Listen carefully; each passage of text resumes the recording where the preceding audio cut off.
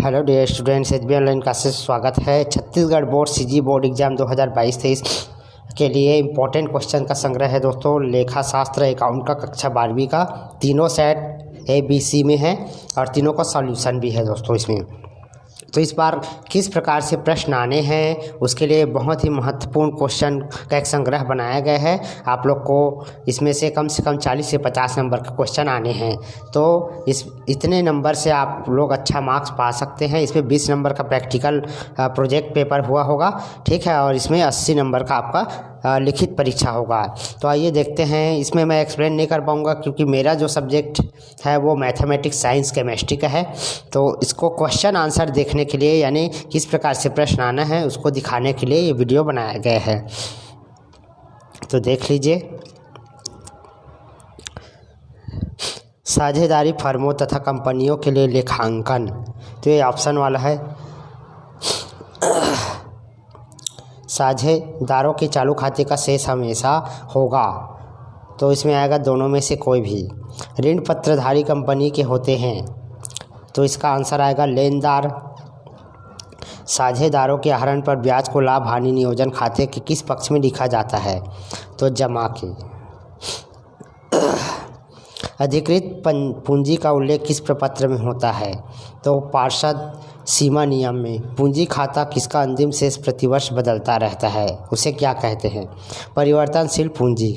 मृतक साझेदार के उत्तराधिकारी को देय राशि का भुगतान न होने पर कितने प्रतिशत प्रति वर्ष की दर से ब्याज दिया जाता है, तो 6% आएगा।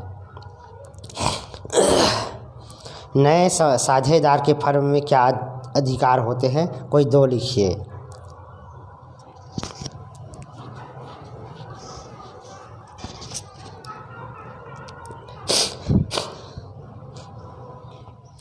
इसके बाद न्यूमेरिकल क्वेश्चन है। वाई लिमिटेड ने ₹10 वाले 15,000 12% पूर्वाधिकारांश जनता में निर्गमित किए संपूर्ण राशि एक मुश्त प्राप्त हो गई। वाई लिमिटेड की पुस्तकों में पंजी प्रविष्टि कीजिए।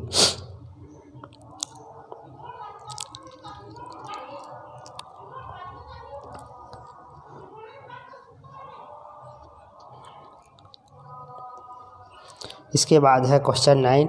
सुशांत लिमिटेड ने ₹100 वाले 4,000 6% ऋण पत्र 5% प्रीमियर निर्गमित किए।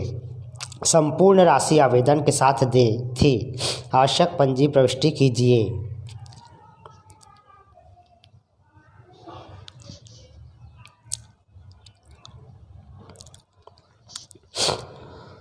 इसके बाद है प्रश्न 10वां। संतोष के पास ₹100 वाले 50 अंश थे, जिस पर उसने आवेदन के समय ₹30 आवंटन पर ₹20 चुकाए, किंतु वह प्रथम मांग पर ₹30 प्रति अंश का भुगतान न कर सका। संचालकों ने उसके अंश का हरण कर लिया। अंशों के हरण की प्रविष्टि कीजिए।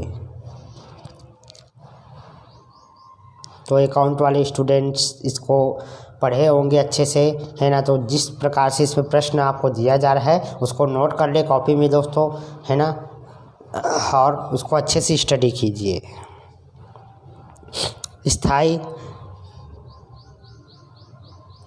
स्थायी पूंजी खाता और परिवर्तनशील पूंजी खाता में अंतर स्पष्ट कीजिए। तो लेखा खाते शेष स्थिरता चालू खाता, इस पर आपको इस पॉइंट पर अंतर देना है। इस खाते में केवल पूंजी का ही लेखा किया जाता है, इस पूंजी खाते में लिखते हैं। इसके बाद इसका अथवा भी दिया है। औसत लाभ तथा अधिलाभ में अंतर स्पष्ट कीजिए। तो औसत लाभ और अधिलाभ में निम्नलिखित अंतर होते हैं, नोट कर लीजिए। गणना के आधार पर अंतर देना है, सूत्र का प्रयोग करना है, आशय प्रत्यय की सामान्य दर पर, और विनियोजित पूंजी का ध्यान। प्रश्न 12वां है। अंजू और मंजू एक फर्म में 3:2 के साझी हैं। उन्हें रुचि 1/5 भाग देकर साझी बनाया गया है, तो उनका लाभ हानि विभाजन का अनुपात कितना होना चाहिए।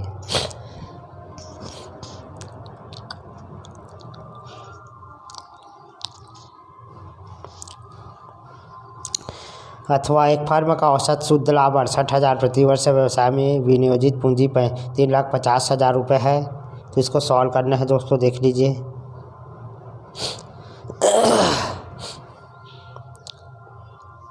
इसके बाद प्रश्न 13 है, अब व्यावसायिक व्यापार के साझेदार है और 3:2 के अनुपात में लाभ हानि बांटते हैं। 30 जून 2007 को उनका चिट्ठा निम्न प्रकार से था। नोट कर लीजिए, स्क्रीनशॉट करके भी नोट कर सकते हैं आप।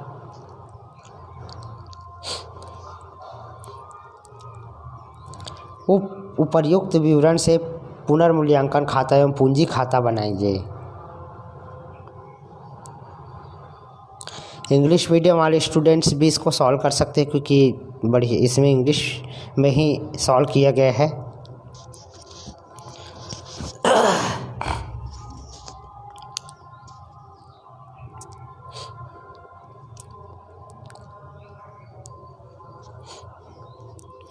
अथवा एक्स और वाई जेड साझेदार है। 31 मार्च 2004 को उनका आर्थिक चिट्ठा निम्नलिखित था।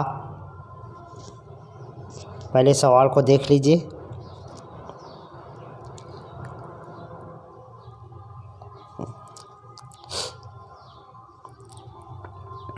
पुनर्मूल्यांकन खाता और पूंजी खाता बनाना है।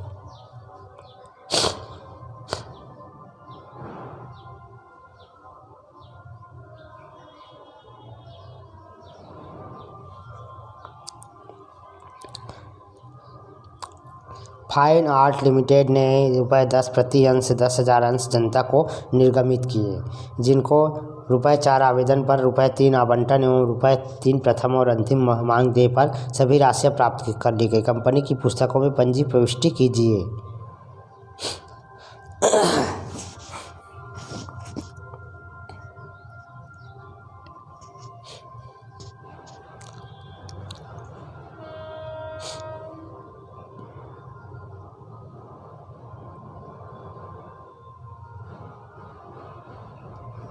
अथवा सर्वा एंड कंपनी ने प्रति ₹20 वाले 10,000 अंश निर्गमित किए, सभी अंशों के लिए आवेदन प्राप्त हुए। ये अथवा यानी कि दोनों में से कोई एक सॉल्व करना था।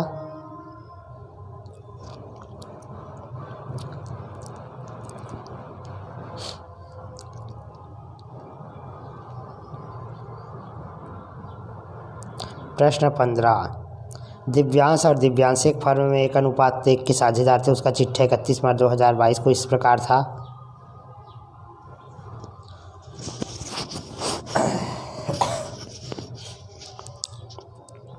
उक्त तिथि पर उन्होंने फर्म के विघटन का निश्चय किया।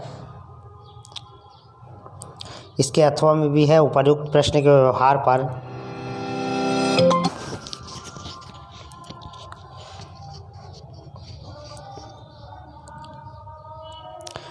अथवा उपर्युक्त प्रश्नों के व्यवहार के आधार पर आवश्यक पूंजी प्रविष्टि कीजिए।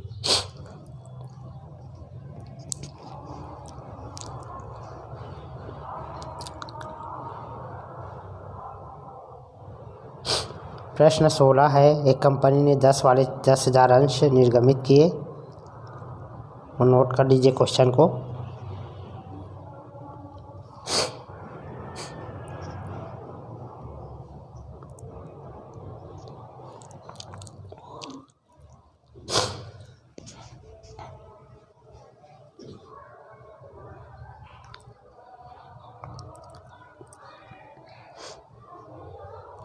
इसके बाद अथवा समता लिमिटेड ने ₹100 वाले 1,008% ऋण पत्र निर्गमित किए, तो पंजी प्रविष्टि करना है इसमें।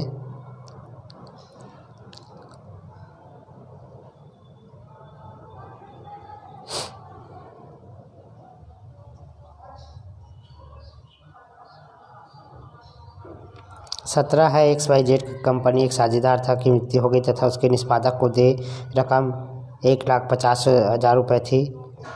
नोट कर लीजिए।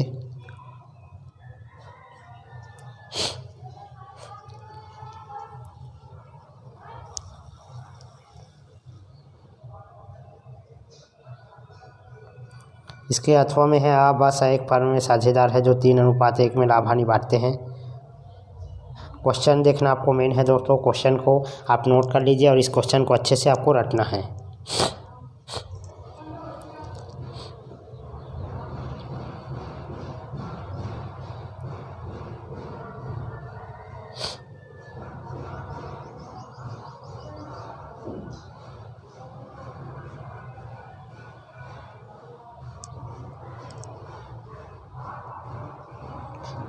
रोकड़ बहाव विवरण और रोकड़ बजट में अंतर लिखिए। कोष प्रवाह विवरण और रोकड़ प्रवाह विवरण में अंतर लिखिए।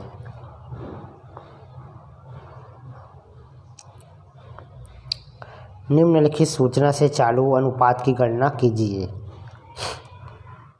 अथवा है निम्नलिखित सूचनाओं से तरल अनुपात की गणना कीजिए। 22 निम्नलिखित विवरण के प्रचालन से प्राप्त रोकड़ की गणना कीजिए।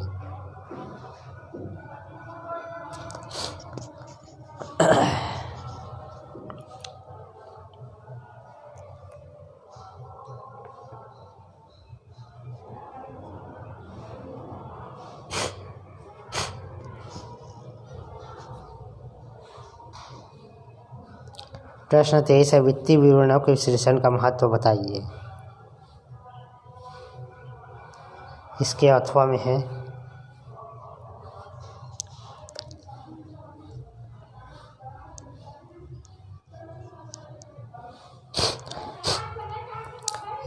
वित्तीय विवरणों के विश्लेषण की सीमाएं लिखिए। तो पहला है वित्तीय विवरण की सीमाएं पॉइंट में, बाह्य प्रदर्शन से प्रभावित, भूतकालीन घटनाओं पर आधारित, कीमत स्तर में परिवर्तन के प्रभाव। कंप्यूटर और कैलकुलेटर में अंतर लिखिए।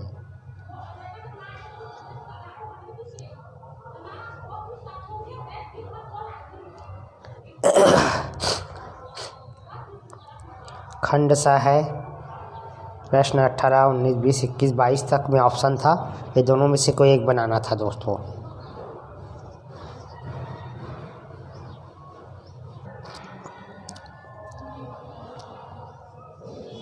कंप्यूटर की कार्यक्षमता के अनुसार वर्गीकरण समझाइए।